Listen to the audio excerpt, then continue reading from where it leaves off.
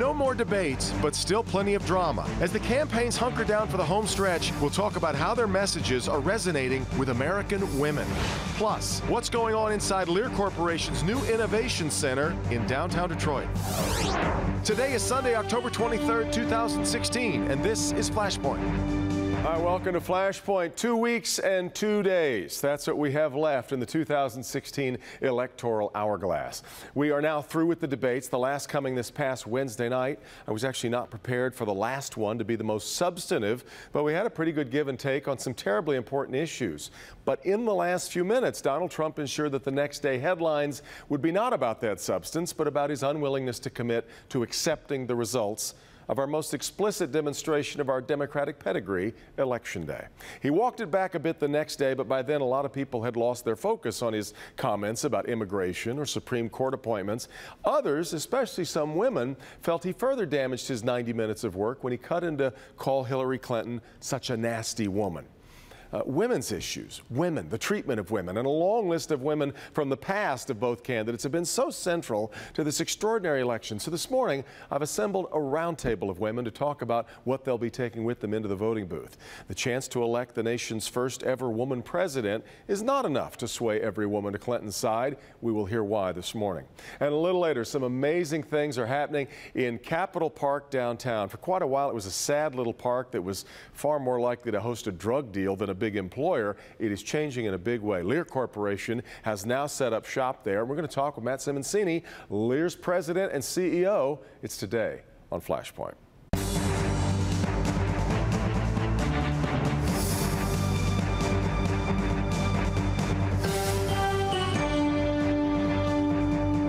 When you hear people talk about the women's vote, it's funny. It's almost like they're talking about a niche, a little collective of voters. But the women's vote is actually the vote, the majority vote. 53% of the votes cast 4 years ago were cast by women, and so of course they will decide the matter. Let's talk about it this morning with Nancy Kaffer, columnist for the Detroit Free Press, back with us again. Kim Trent knows her way around campaigns, former regional manager for Senator Debbie Stabenow, member of the Granholm administration. Good to have Kim back with us again. Also, Kathy Hoekstra is here. She is now the regulatory policy reporter at watchdog.org. New gig for you, so congratulations. Yep. Nice. And Linda Lee Tarver is one of the co-chairs of the Donald Trump campaign here in Michigan. Linda Lee, I'd like to start with you. Thank you. Because my hunch is that a lot of women who are not supporting Donald Trump seem to have a hard time understanding those who do.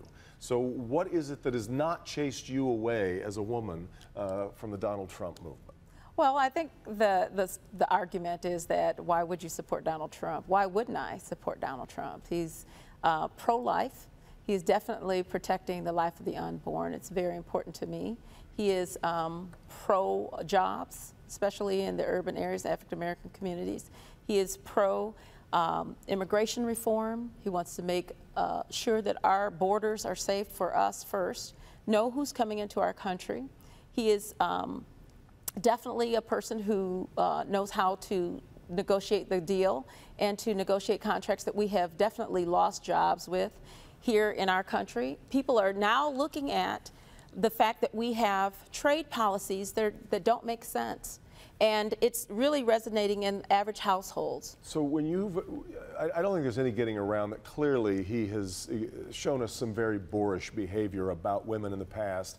Are you just able to look past that, or are these other issues stronger to you? What is it that? Well, so let me just tell you about Hillary Clinton's women around Hillary Clinton.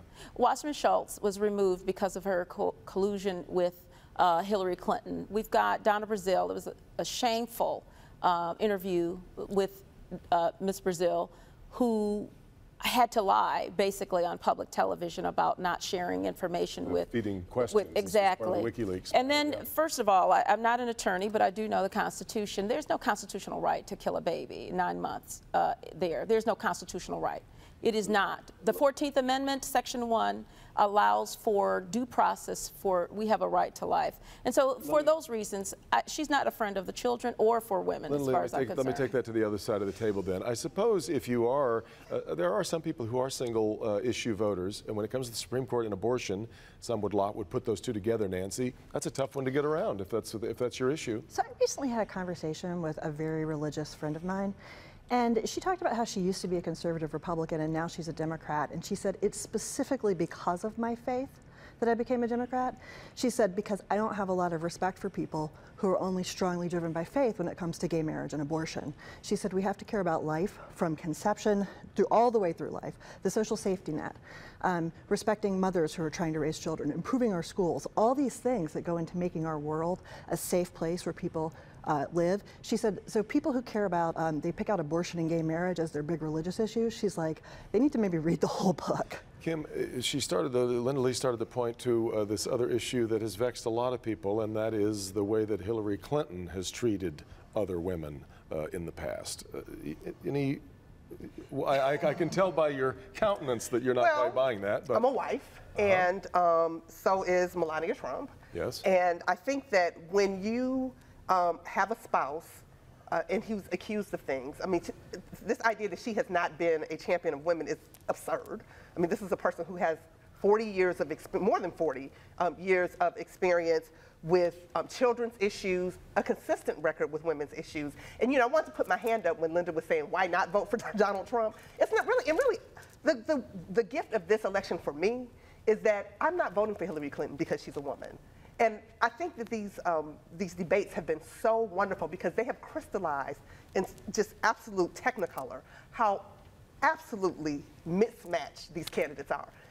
If you just take every women's issue off the table, which you shouldn't, because this man is a disaster, to borrow his word, on every issue having to do with women. But even if you took those issues off, clearly Hillary Clinton is the most qualified candidate who's ever been on. But no, so when you say the way she's treated women, the thing that the right likes to say is that she said in private conversations about some of the women who've made it. It's not as if I haven't heard one example of her publicly castigating. She's had private conversations where she talked about her.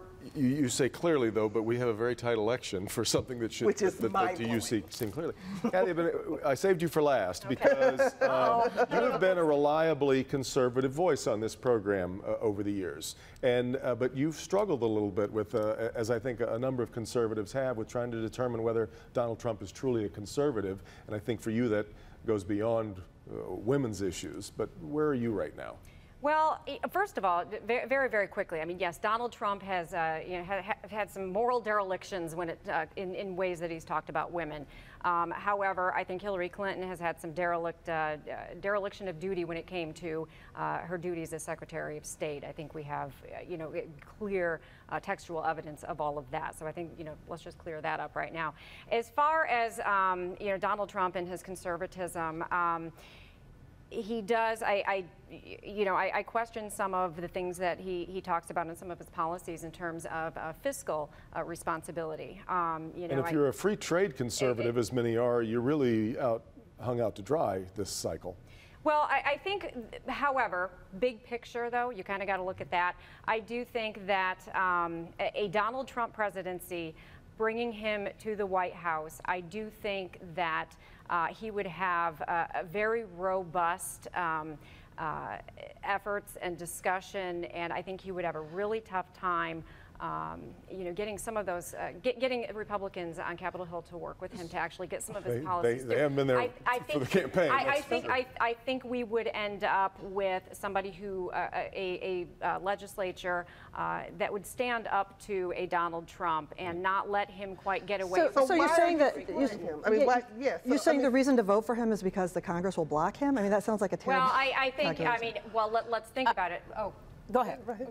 I mean, if Hillary Clinton goes in, the Democrats will just roll over and let her do whatever she wants. And for people who believe in, fiscal conservatism, the social conservatism that we've been talking about. You'd rather see stagnation than the wrong direction of movement. Well, let me just follow up on just a few things. First of all, Mrs. Clinton did the pivot when it came to pay to play. They asked her questions about pay to play. She has obviously documented evidence that she has sold her access and information. She's lied to Congress. Her husband has lied and was impeached as a result of that.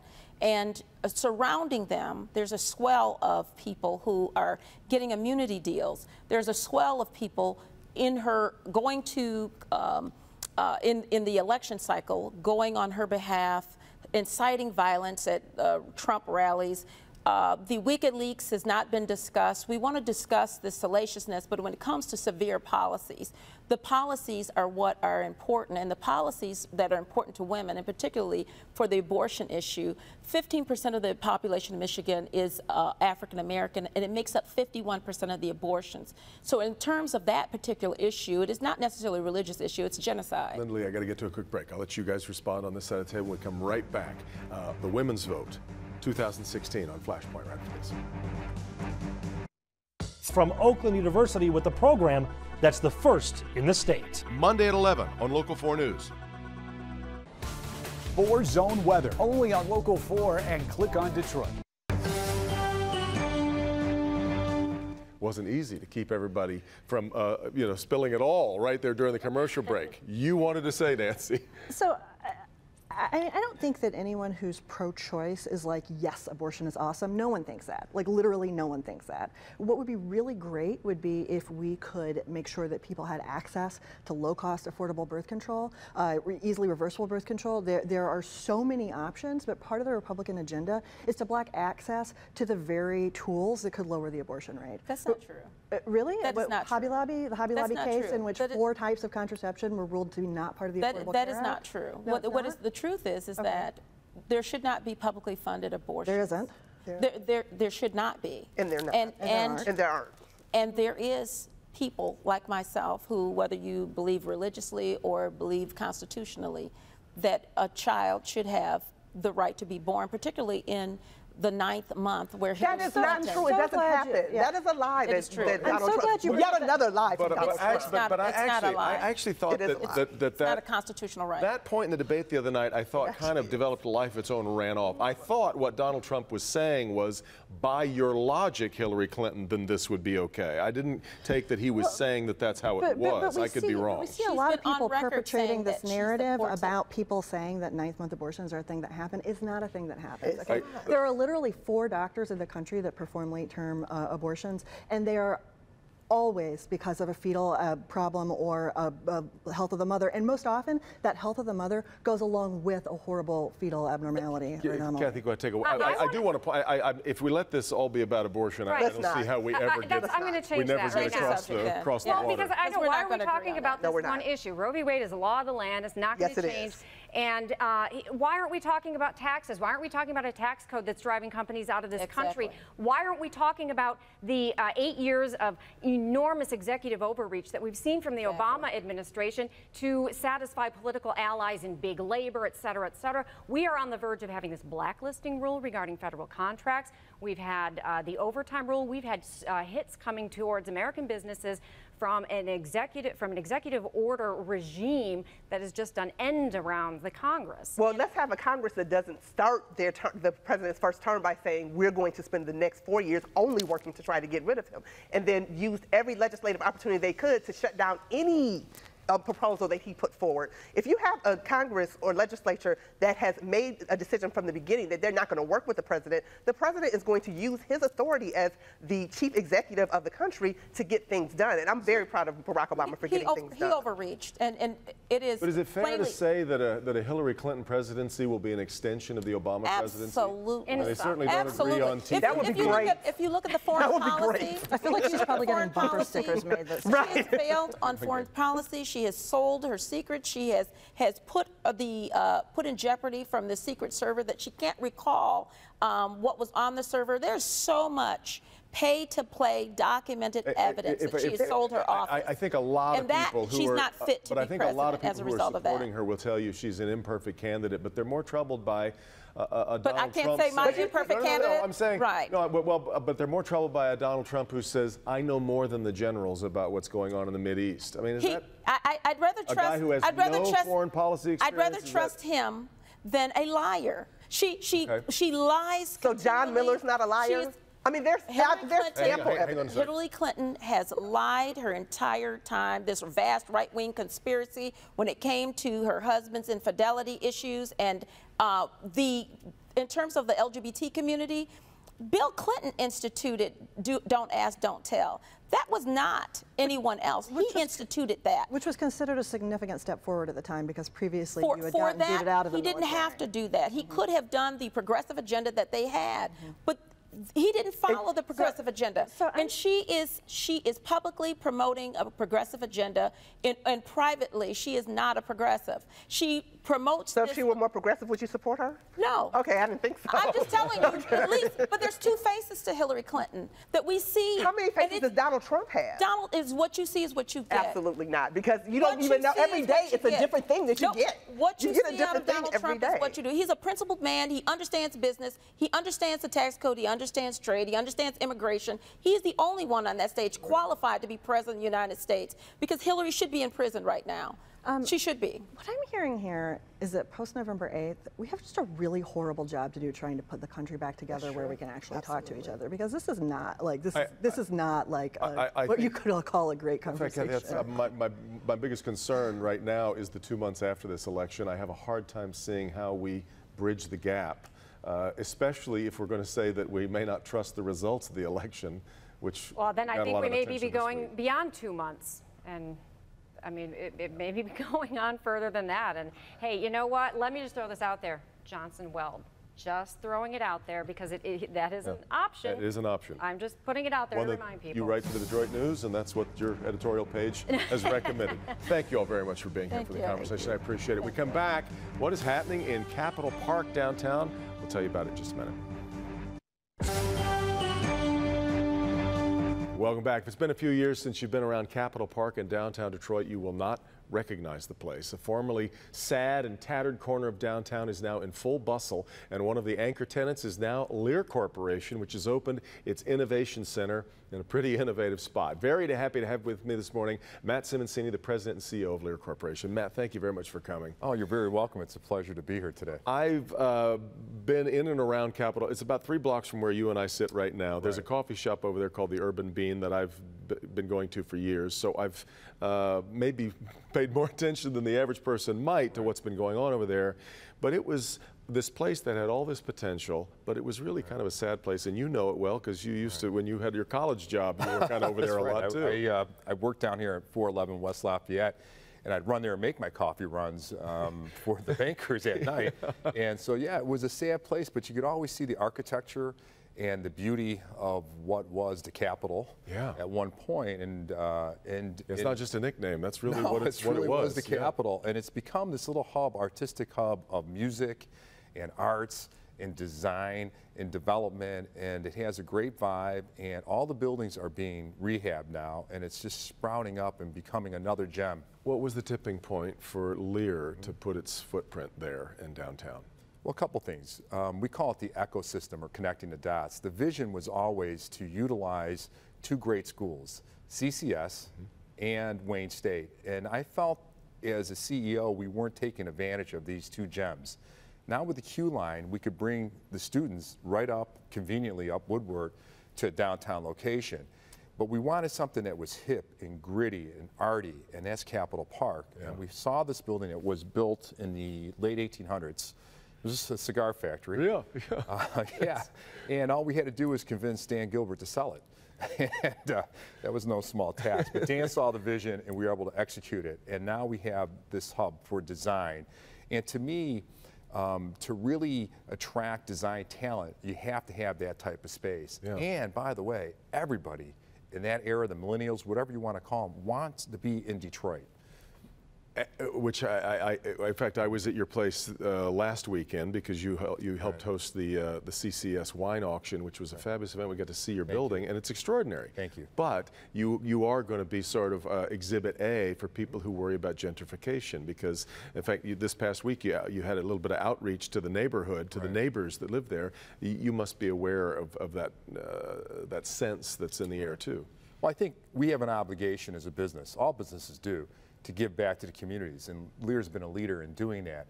And as part of establishing buildings like this for corporate benefit, you have to bring in the community, whether it's local artwork, jobs, local jobs, but I think this is all good for the participation of the residents in the city of Detroit. So to me, again, it's an ecosystem. It's about connecting the dots, And I'm proud of what we're doing in the community, and I think we're going to be a great community neighbor.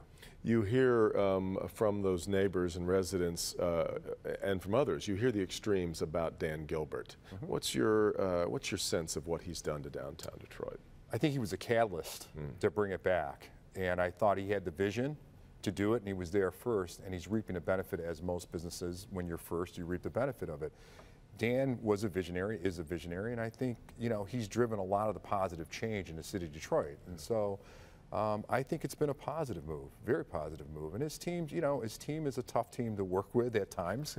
But as somebody who was trying to buy a building from them? Right, exactly. But, you know, I truly believe we would not be seeing the changes that we're seeing in downtown if there wasn't a Dan Gilbert. Yeah, it's kind of hard to argue. I'm curious about what you just said about the queue line, because some people have sort of argued that it really isn't a functional piece. It's sort of symbolism, but you see it as really moving people from a job to a home, or a home to a job, or, you know, you see it as having really utilitarian value, don't you? Well, I think it's incredibly important part of the piece to go to Midtown, to downtown, the News Center area to downtown. That's incredibly important, because a lot of the times when we're downtown, we have to be bouncing back and forth, and that's a convenient way. Now, most major cities have a line not unlike this.